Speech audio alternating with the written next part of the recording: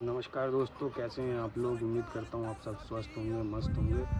तो दोस्तों, आज का टॉपिक मेरा ये है। आज मैं बात करूँगा हवाबाज लौंडों पे।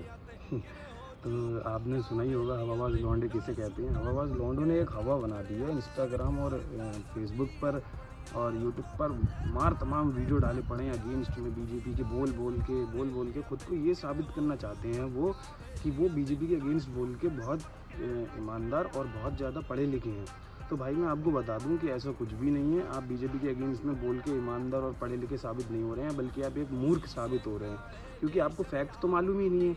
अब आप कहेंगे कि किस फैक्ट की आप बात कर रहे हो, तो मैं आपको बताऊं। कल का ही एक किस्सा है जब कंगना रनौत के साथ में जो थप्पड़ कांड हो गया, जिसमें एक महिला सीआईएसएफ जवान ने कंगना रनौत के थप्पड़ जड़ दिया।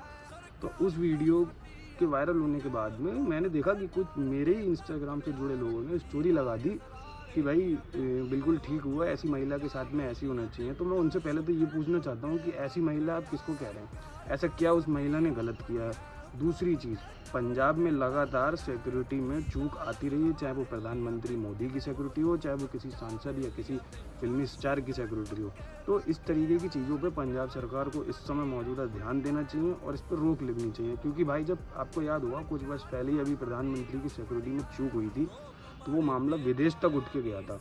विदेशों में भी हमारी बुराई हुई थी। तो भाई आपको ये समझना चाहिए कि ये सब चीज़ें ठीक नहीं हैं, और जब ये सब चीज़ें हमारी देश में होती हैं, सिक्योरिटी में चूक होती है, तो ये एक आर्मी पे बहुत बड़ा सवाल उठता है और देश के संविधान पे भी क्वेश्चंस खड़े होते हैं और विदेशों में हमारी इंसल्ट भी होती है। तो इस तरीके की चीज़ें नहीं होनी चाहिए। इस पर सरकार को, पंजाब सरकार को बहुत ध्यान देना चाहिए।